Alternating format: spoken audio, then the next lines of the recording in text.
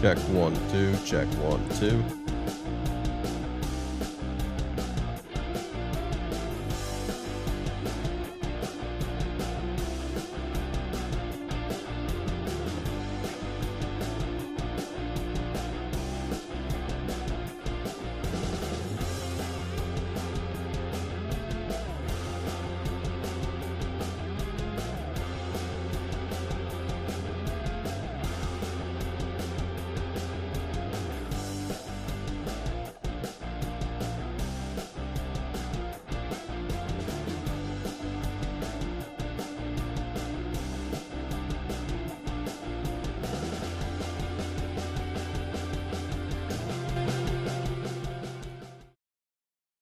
The transfer portal drama continues in college football. I'm sure by the time I clicked start stream, someone out there that is going to be a major storyline in college football probably committed to their school of choice. Over 2,000 players, not coaches, just players, 2,000 players have entered the transfer portal. It is college football free agency at its finest. We have re-signings, renegotiations, and it is absolute madness right now. Frankly, for someone that loves to talk about college football, hell, I'll even sit in front of a microphone and a camera and talk about college football all day as my dream job of choice. But there's too much news to talk about. There's too much volatility with the portal that frankly it's really hard to keep up when you're just covering college football. When you're following just Texas A&M's portal news or Texas's portal news, you have enough content for a month and a half. When you're covering just college football in general, you almost have to let the dust settle a little bit. If I talk to you guys every single time I heard a transfer portal rumor, I think I would get what is it? I think I'd break my neck from the whiplash that would be going back and forth from all these portal news and updates. So if you are here for some portal talk, feel free to ask me a question. I'm sure I got some notes on it, but we are going to let the dust settle a little bit. I mean, the portal's only been open 3 days and it has just been a mess. So if we get some major commitments, we could talk about Brendan Sorsby a little bit. If you want to talk about some Brendan Sorsby, let me actually write that down before we get into the rest of the show. Right there, live on the show, we added a topic. I got you, Chris. All right. As I mentioned, this show is going to be just college football. If this is your first time around here, my name is Tegan Randolph, your host for all things college football. This is the Stadium Pulse, a page that just talks about college football. The only call to action I'm ever going to give you, let's call it spade. It's a call to action.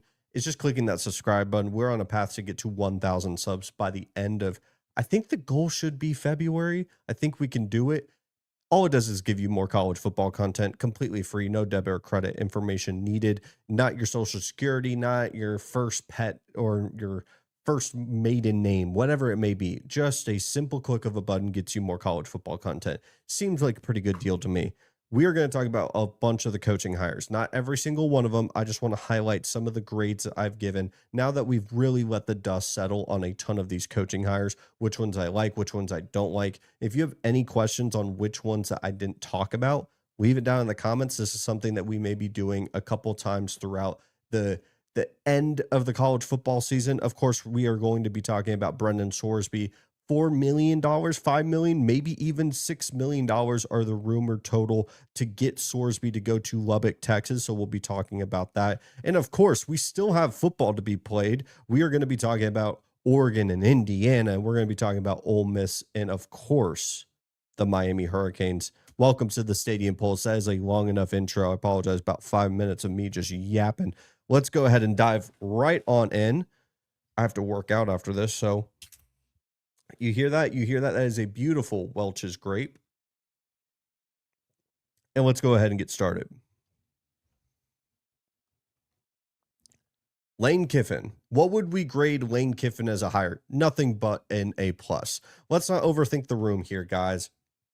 We could talk about how Ole Miss has gotten what seemingly has gotten better without him in this college football playoff run. Let's not forget that Lane Kiffin's fingerprints are littered throughout this entire staff. he could still put his name on the project paper. He could still put his name on that trophy. He should still get a ring because he curated that staff, he curated that roster, and at the tail end, he left. And if that makes you so salty that he shouldn't get a ring, you are delusional. This is a Lane Kiffin built team. He's just not coaching them through the playoffs. That's why a guy like Pete Golding should get a ton of credit. But Lane should also get a ton of credit for going and getting a Trinidad Chambliss and then sticking with him for the majority of the season following Austin Simmons' injury. Lane Kiffin's an A-plus hire by LSU. Frankly, what he's been able to accomplish at Ole Miss, at all the previous stops, yes, he is a volatile character. That's the best way I can really describe Lane Kiffin, is volatile. You get the Twitter trolls, you have the ups and downs of his early career, but as we start to turn the page into what could be the prime of Lane Kiffin's career, we're looking at LSU, who has a wealth of experience of winning national championships. That's the standard at LSU. That is why you move off of a guy like Brian Kelly, is because he can get you to that next level, even though Lane Kiffin's not been able to get there. But he clearly, as you're watching Ole Miss flourish in this college football playoffs, you are seeing the work of Lane Kiffin potentially be a preview of what LSU could potentially accomplish. I write down a couple bullet notes for each of these grades. I think he's a proven winner.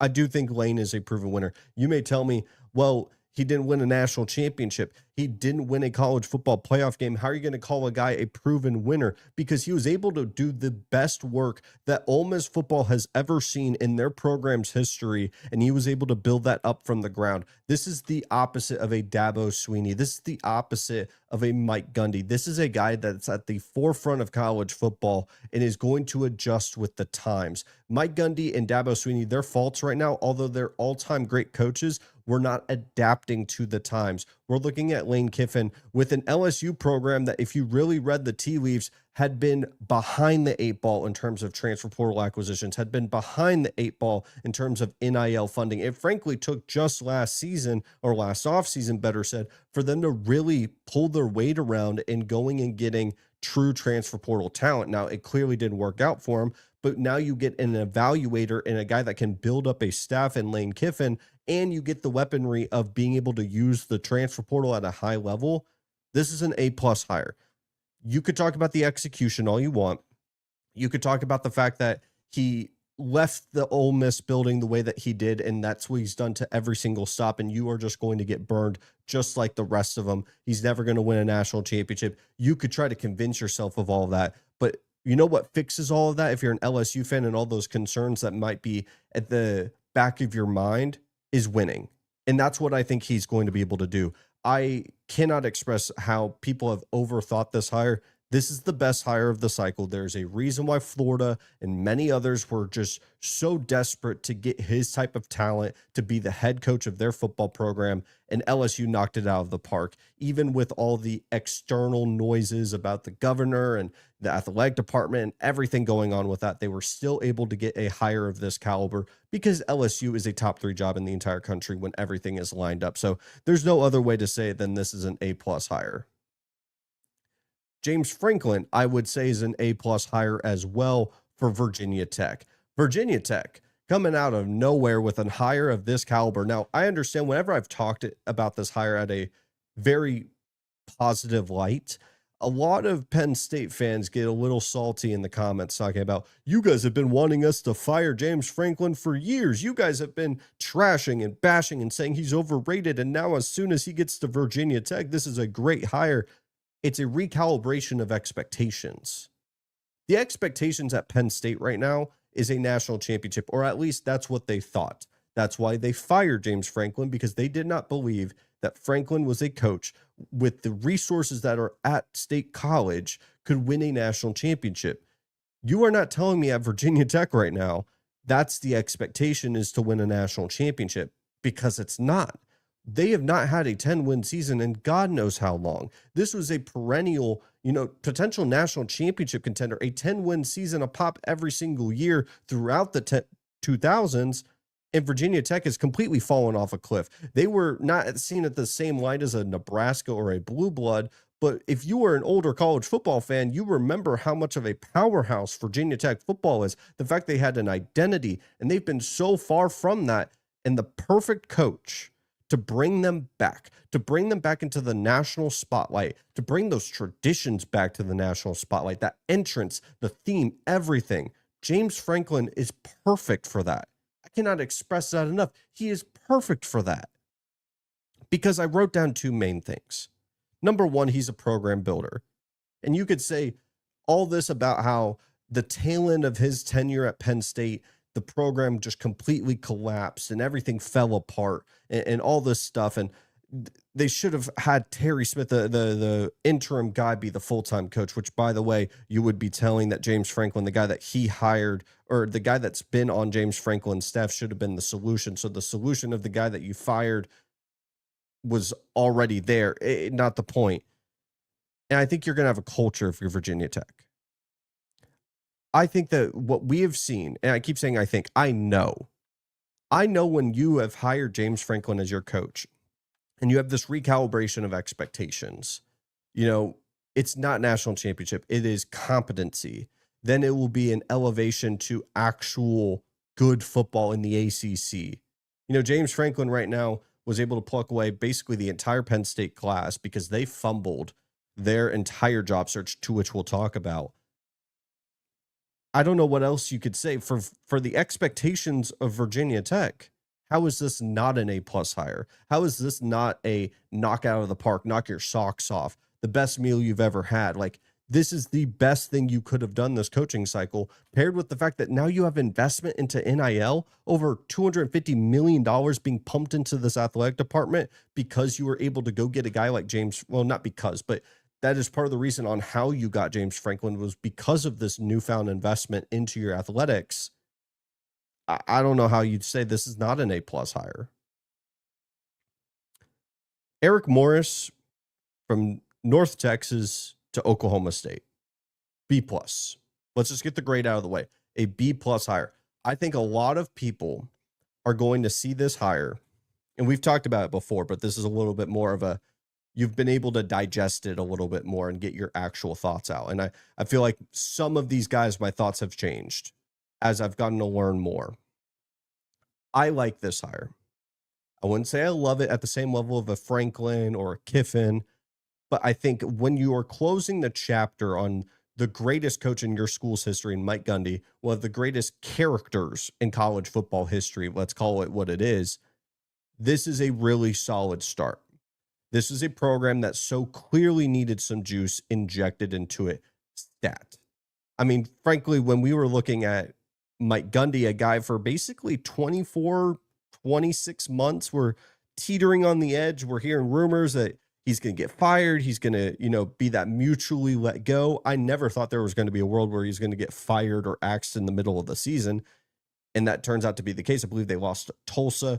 It's just a complete crash and burn after the adjustment the Big 12 made. And this was seen as a team just about 2 years ago that as soon as the Big 12 made the moves that they did, that Oklahoma State was going to be one of those powerhouses that are competing for Big 12 championships. And it's just been the complete inverse of that. And it really just felt like Mike Gundy had already had one foot out the door.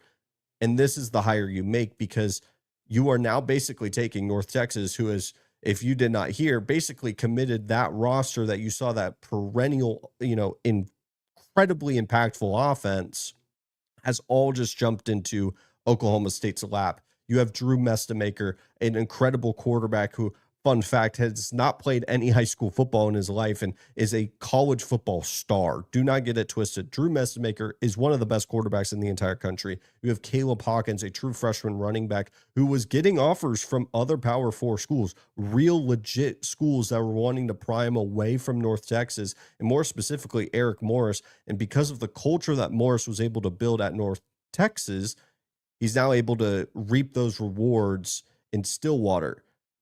The only reason why this is not a minus and versus like B+ is more for the fact that you are just copying and pasting what you saw at North Texas. Now, credit where it's due, right? Because you had multiple schools trying to poach your players. I think of their wide receiver, obviously Mestemaker almost went to Indiana. There's all these different pieces that we could talk about where you should get credit for bringing your luggage to your next stop. I still have questions about the defense. What can you build in terms of a defensive staff? He's still a very young coach that is going to get a ton of resources. Are you a guy that can make the most out of the resources that are given to you? Or are you a guy that can just get a most out of a little? Or are you a guy that can get the most out of anything? Because there's two different coaches there. I think a lot of these great G5 coaches are really, really good at getting the most out of a very little amount of resources. But when you scale them up to the power four, we've seen it doesn't really translate that the more resources you get, the more results or the better results you're going to get. That's not really how it works all the time. Sometimes these guys are really good at getting a little bit out or a lot out of a little. But regardless, he's still a young coach. I still have questions on the defensive staff. It's a B plus, and especially knowing where Oklahoma State is, you take that every single time. Pardon, audio listeners. Let's unfortunately have to be a little bit negative here. Ryan Silverfield to Arkansas is a D plus to me. Now, am I saying it's not going to work out? No. I have rated D plus hires before, and it's absolutely backfired, and they go on a college football playoff run, or they are a perennial conference championship attendee. Like, there's nothing about what I'm saying that makes it right or wrong. But if you were to give an opinion, or if someone was to ask me to give an opinion on a hire, and based on what I could read from the actual fan base that has invested into it, it's uninspiring with Ryan Silverfield, Memphis to Arkansas. And that is for a couple of different reasons.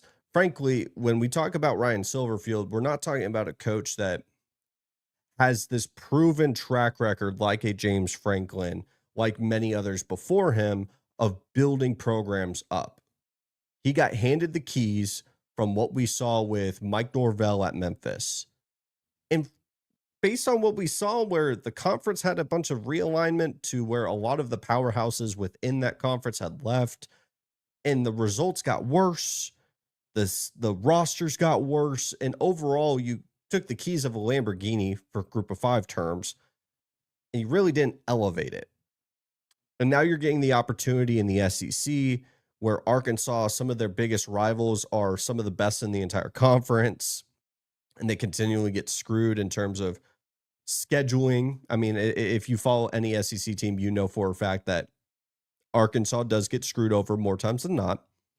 And you throw in the fact that this doesn't feel like something where you just inject some juice into it, like an Eric Morris as a great example of that, where you can get a little excited. You know, you could bring some of the luggage on to really jumpstart, because frankly, I feel like the threshold of success, or the timelines, better said, for these Group of Five coaches is smaller than ever to find success, because of a Kurt Cignetti who went from James Madison to Indiana and just completely turned that program around like that.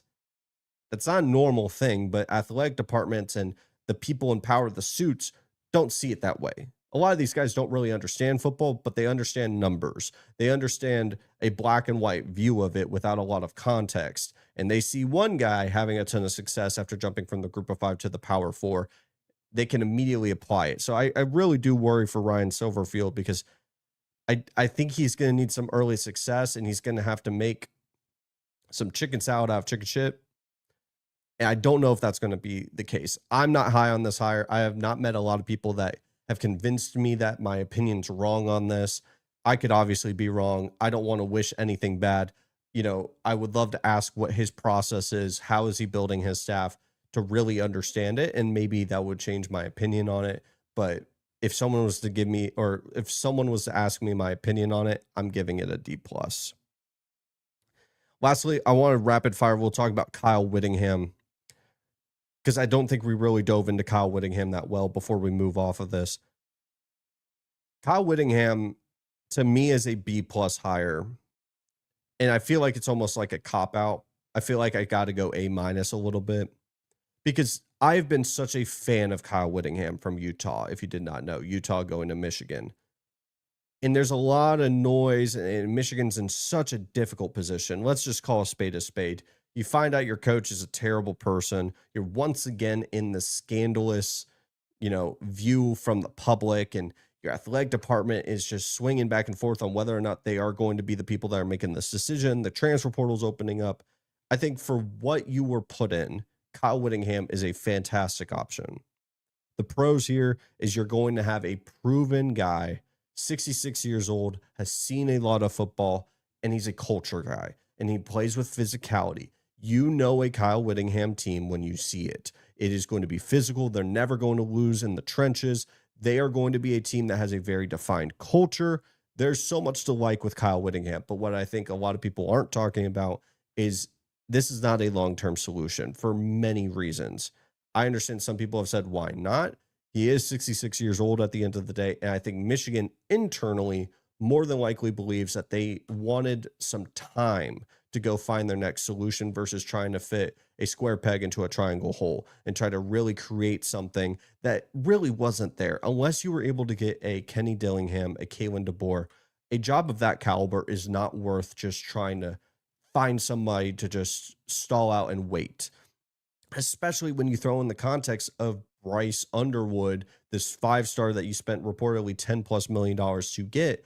He is not going to wait around for another year with Biff Poggi as his head coach, whether or not you want to say that was ever a realistic possibility.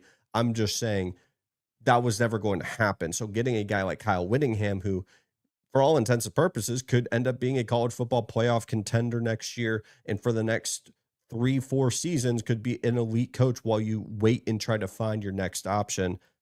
I think this is an A- hire. I think B+ was me being a little bit harsh.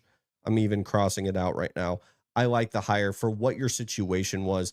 Obviously, a Kenny Dillingham, a Kalen DeBoer, that would be an A to an A+. But for what you were put in with the options that were left in front of you, I'm giving this an A- hire. And that's how I feel about a good chunk of these coaching hires. If you want to hear from any other options, let me know down in the comments. This is not going to be a one-time thing. We're going to do multiple parts of it. Let me get a sip real quick. All right. Quarterback Brendan Sorsby has committed to Texas Tech. Now, this was a big fish in the transfer portal pond.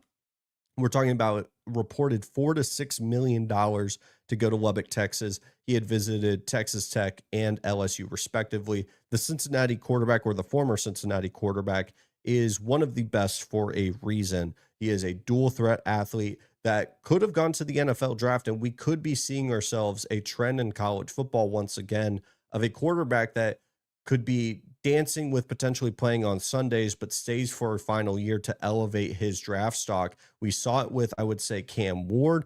I think we saw it with, Carson Beck, even though I don't think he's going to be like a first round pick by any means. He definitely stayed after potentially going to the NFL draft. That was the expectation with Carson Beck. Now, that was both with the University of Miami. Now we're talking about Texas Tech, who spent big time money to go get a Brendan Sorsby following their donut of a performance on the offensive side of the ball in the college football playoff. Whatever you may say about Texas Tech, they are going to spend some money to go fix the problems that are in front of them. Cody Campbell, he's going to write the checks. It is on Joey McGuire to prove with this culture and this facilities and everything about Texas Tech is enticing enough for these top-end talents to come play for him. And we're clearly seeing the rewards from that. Obviously, a Big 12 championship, a college football playoff run. But now we're heading into the second offseason where that green light is really on in terms of the money, green, all intents and purposes for the dollar sign. And we are really seeing Brendan Sorsby, a quarterback, step into a room where I'm very curious on how he's going to fit into this offense that runs not like a full-blown veer and shoot, but a lot of wide, a lot of fast pace. I want them to see if they can elevate that offensive line room. There's reports that you'll get at least a visit from Cam Coleman, go get a top-tier wide receiver. There's going to be plenty of those in the portal. Is it worth it, though?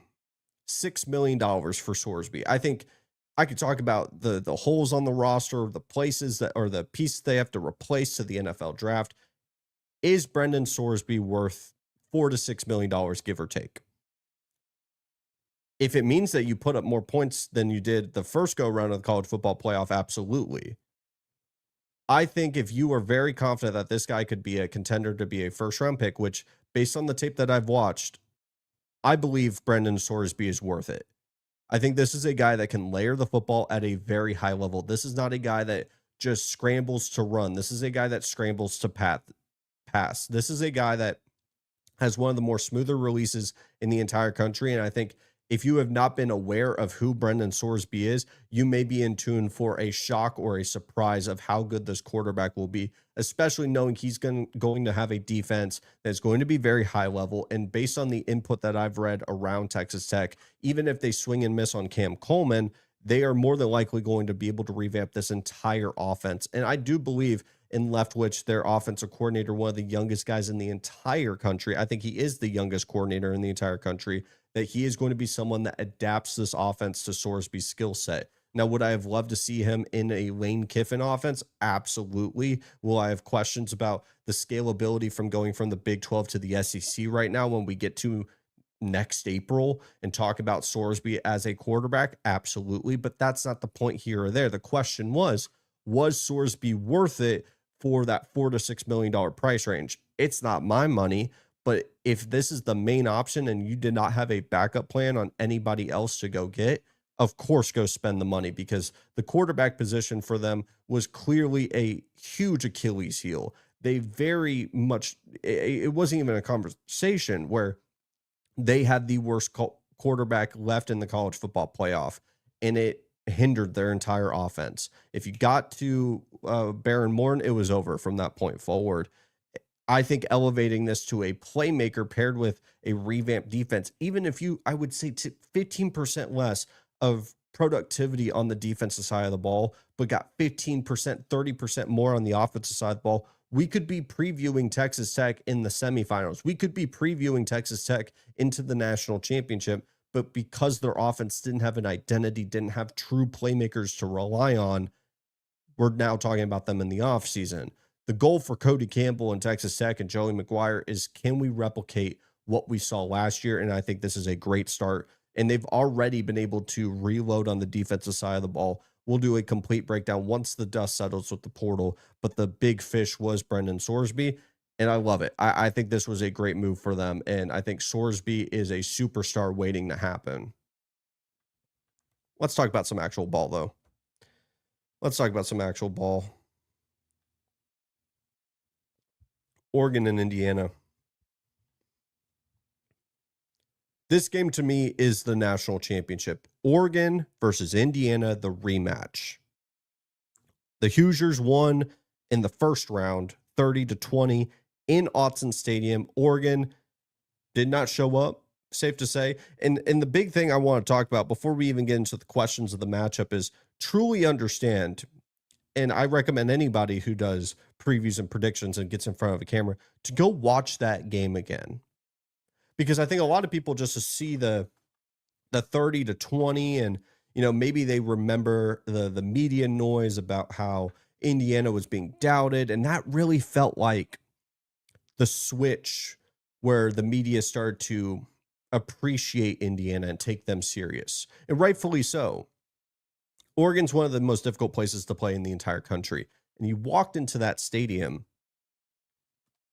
pardon me, and you were able to beat them by double digits. But let's also throw in the caveat or the context that I want to talk about, because I think a lot of people forget it, is Indiana didn't play their best game. Indiana didn't play a perfect brand of football. I've seen Indiana play so much better than what we saw in Autzen. And if that's the case, and we get a little bit better of a performance, what's the path to victory for Oregon?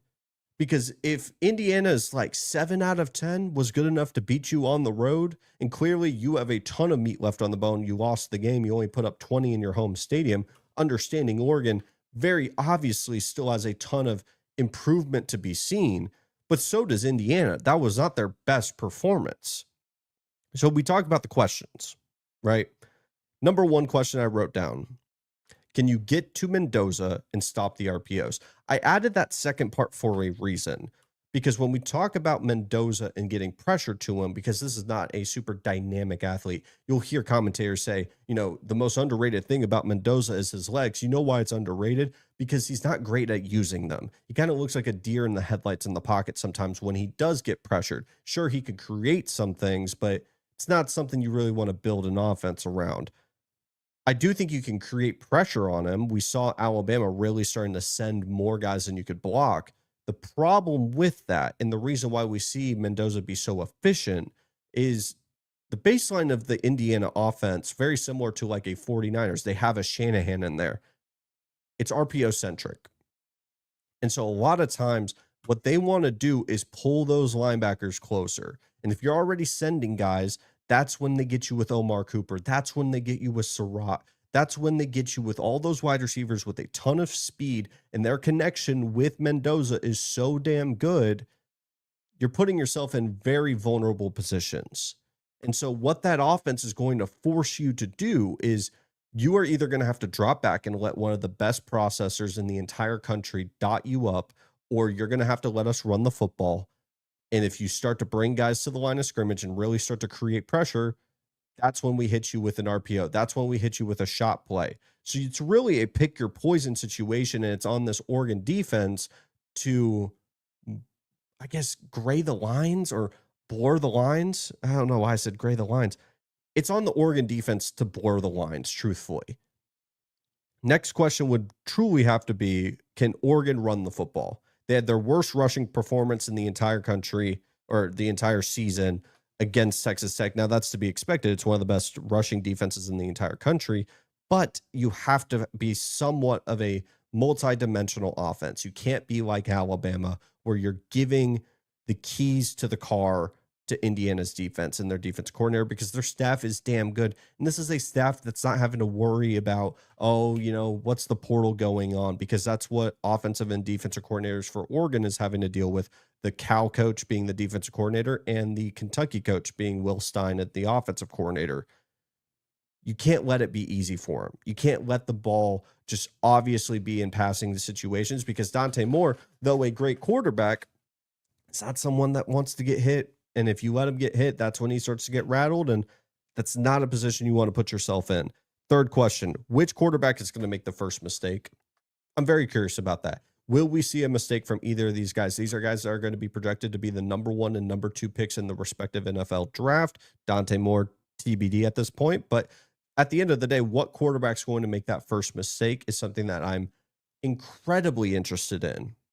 And that's for a multitude of reasons. How will they bounce back from it? Mendoza, I think, will bounce back quite well, because I think they do have the edge in terms of a coaching staff that is going to put them in the best position to succeed. And I think they're going to be able to have a couple more wins on the offensive side of the ball, not to spoil a prediction or anything. Dante Moore, I do believe, has to have a better game than Mendoza. That doesn't equal a win by any means, but I don't think he can afford a mistake as much as a Mendoza could. And the last question, and I know Josh Pate mentioned this, what kind of fourth down aggressive, well, I guess, let me restart.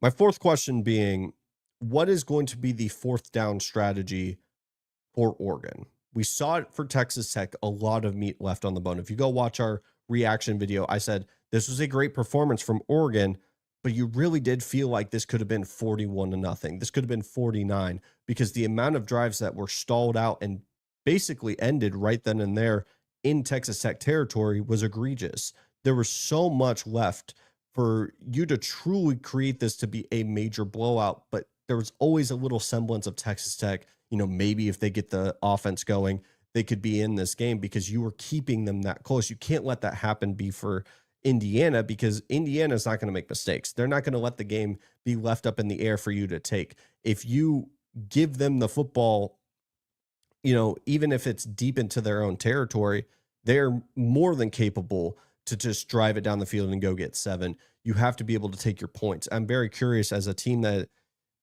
for all intents and purposes, the entire season has been hyper aggressive on fourth down. Will there be a shift? Will there be an adjustment to their strategy and what we've seen from Dan Lanning the entire season of, this is our identity. There's no hesitation about it. We're going forward. We're going for it every single not every single time, but more times than not, will that adjust when you're playing a team that wants you to do that, wants you to make that first mistake because they're going to burn you every single time? I mentioned that this is the national championship in my eyes at the very beginning for a reason. Very similar to Texas and Ohio State last year. I feel like out of the 4 teams left, this is the top 2. I believe that Oregon, if they were to go on and win, it's not guaranteed that they win the national championship, but I feel like they will. And for Indiana, I'm obviously more confident in it as they're the number 1 seed. If they go and win this game, I'm more than confident that they're going to go win the national championship. And I would have said the same thing with Texas and Ohio State. If Texas beat Ohio State, I think that they would have gone and won. And obviously, we saw with Ohio State. Let's answer some of these questions or predict them. I don't know the answers. I don't have the script. I believe when we talk about the Oregon defense and the Indiana offense, it's going to be a mixed bag. I'm not going to say one dominates the other. Very similar to Texas Tech's defense versus Oregon's offense when we previewed it. I think you're going to get some wins from both sides. There's going to be moments where they get to Mendoza, and it's 3rd and 16, drives basically dead.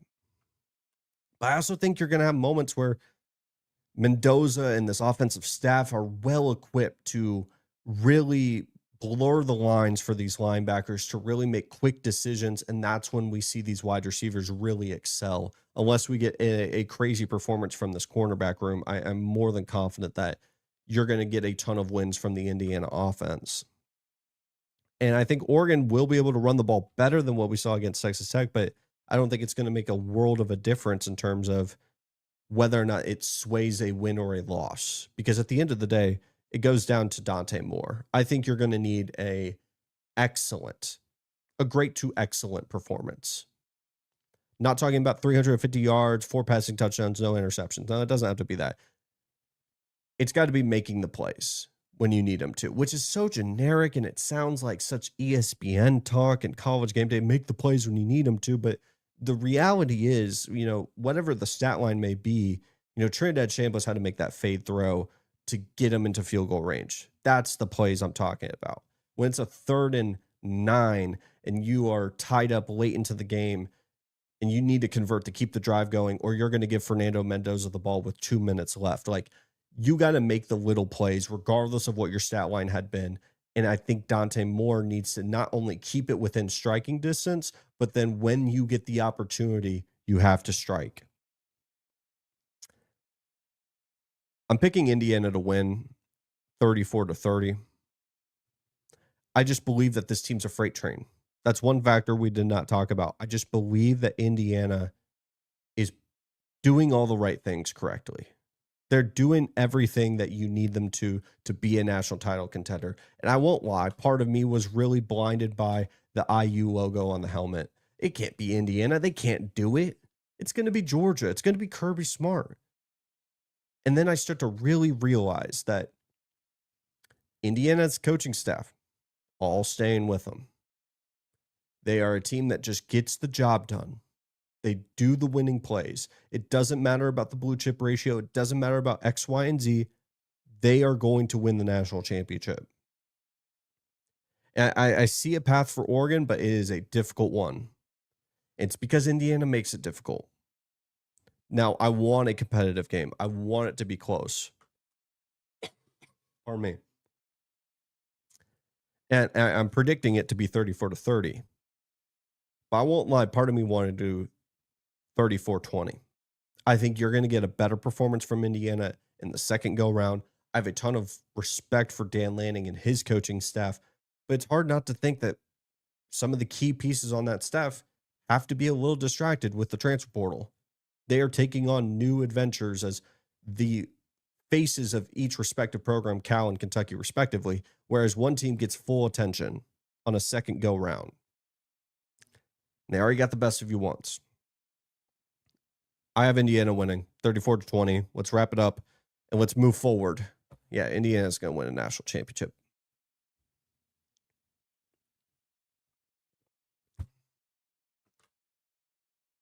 The two Cinderellas of college football matching up in the college football playoff is a beautiful thing.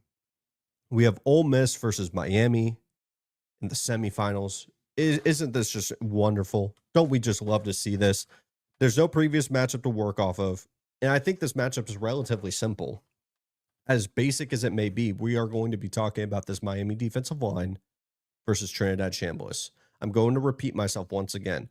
Trinidad Chambliss has a Steph Curry-like effect for his team. If he starts to get going, if the ball starts getting pushed down field, we're talking about a guy that is one of the most unstoppable players on the face of the planet. Trinidad Chambliss is ridiculous. We saw it against Georgia. That was one of those transcends time. This was a generational performance against Kirby Smart and the Georgia Bulldogs. Frankly, there's nothing you could do to prepare for a performance like that. The question is, can you replicate it? Because you're going to be facing off against Mesidor and Bain in this defensive line that is one of the best in the entire country that are playing like their heads are on fire. They've been able to stop mobile quarterbacks the entire season. Even in their losses, Kevin Jennings didn't play great. Miller Moss was not that mobile of a quarterback to begin with. They were able to shut down Marcel Reed eventually. Like, there's so many instances throughout their entire schedule that this defensive line is able to contain these mobile quarterbacks. That's what the storyline may be. But if you really understand how Trinidad Chambliss uses his legs, you will then understand that's not what we're talking about. Marcel Reed, when he escapes from the pocket, he's looking to run. Trinidad is creative. He wants to push the ball downfield. Hell, that's what he was able to do against Georgia all game. So the question isn't, can we limit his rushing ability? The question is, can you get him down when he's trying to extend and create and stay on your man? That's the question. Well, let's also say I got 4 more questions for you before we give a preview. Number 1 question for this: who's going to win the trenches? That's really the question for any of these matchups with these high-level teams, especially at this point in the year. But Miami's defensive line and offensive line, I think, is going to have the edge. Usually I go through all these questions and I try to answer them at the very end. It's going to be Miami. So the question then becomes, following that, what can Ole Miss do to negate the value of that? What can they do to best cause problems for that defensive line? Because physically, the defensive line for Miami is going to be able to win. But can the offensive line and the play style that they love to run with the pace and the speed and getting as many plays as possible with Chambliss and Lacey and all these different things, can that mitigate the impact that we saw with like a Texas A&M and Ohio State? That's what you want to see with this type of question. The following one would be, when we flip the page to the other side, what is Miami's new rushing attack going to impact on Carson Beck? What do I mean by that? When I talk about the Miami rushing attack, that wasn't really a focal point of this offense until we got to the college football playoff. Very similar to when we talk about Ohio State unlocking Jeremiah Smith and that passing attack with Will Howard once they got to the college football playoff. Miami's kind of done the same thing with their rushing attack and how good and how consistent it has been over the past 2 games. They're going to get their easiest test yet against an Ole Miss defense that I fully expect them to be able to run the ball. The question then becomes, what is that going to do for Carson Beck? Is it a play action shot? Is it going to be allowing Carson Beck to have some freedom? Because what I worry is maybe they don't have the best game running the football. Are we going to run into a problem where Pete Golding's going to be able to tee off a guy that's excellent at creating pressure and getting to Carson Beck and getting him on the ground, because that's when he plays his worst? You've been able to get the ball out of his hands where he hasn't had to be this point guard, or I would say this playmaker that you have to rely on to win a football game, though I believe Carson Beck could do that in a 1-game sample size. They haven't had to do that because their rushing attack's been so good. And the Ohio State game, he just had to make enough plays. Is that going to be the case in this Ole Miss game when you're facing off against Steph freaking Curry and Trinidad Chambliss, who can instantly score you 7? Are you going to be able to bounce back from that and rebound and be able to put up 7 just as fast? Which then would go to my next question. How are we going to use Malachi Toney? Is he going to be a guy that gets a huge bounce back spot against an easier defense, getting only 20 yards against Ohio State, even though this Ole Miss team is one of the hottest defenses in the entire country? you would expect Malachi Tony to more than likely get a couple more unique ways to the football, and he could be the guy that makes a couple different plays to really make an impact on this game.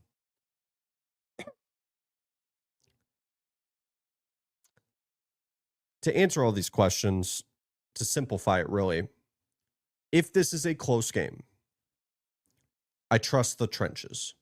And who's going to win the trenches in this game? I'd be shocked if it's Ole Miss. We haven't had the Carson Beck game.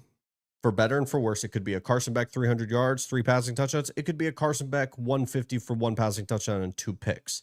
Hell, it could be 3 picks. It could be 3 picks and a fumble. I'm really going to trust the trenches here. I've been fading against this Miami team too many times to not just believe that a team that is so dominant in those front 5 and the front 4 that they will send, and expecting a generational performance. Maybe he's just in a flow state. Maybe he's just in a zen state with Trinidad Chambliss. And if that's the case, I'm willing to be wrong. But what I'm willing to bet and put my word on in terms of a prediction is trusting the offensive and defensive line to get enough wins, Mark Fletcher to be the most consistent running back on that field that day, and Carson Beck to have a bounce back performance against one of the lighter defenses that he's going to face in this college football playoff run. I'm going to trust that. I'm going to believe in that. So I'm picking Miami to win this football game 33-28. I do expect Ole Miss, of course, to be able to put up some points on the board because they could put up points against anybody. But at some point, I can't be expecting Trinidad Chambliss to just play like his hair's on fire every single game. I would love for him to get a 6-year of eligibility, which is a story for another day. But I'm just trusting the trenches on this one. There's no way I can't. So that's who I'm picking to win. I want to hear from you. Who do you think is going to win between the two? But that'll do it for the Stadium Pulse, everyone. 46, 47 minutes. I appreciate every single one of you guys. We're still getting back in the rhythm of things. Happy New Year. It's the 5th day of 2026. This show's only going to get better. So, like I said at the beginning, a simple button that just says subscribe gets you more college football content. It's that simple. So it means the world to me if you gave me a chance to talk some ball with you. I'll see you guys next time. Peace. If I can find the damn. There we go.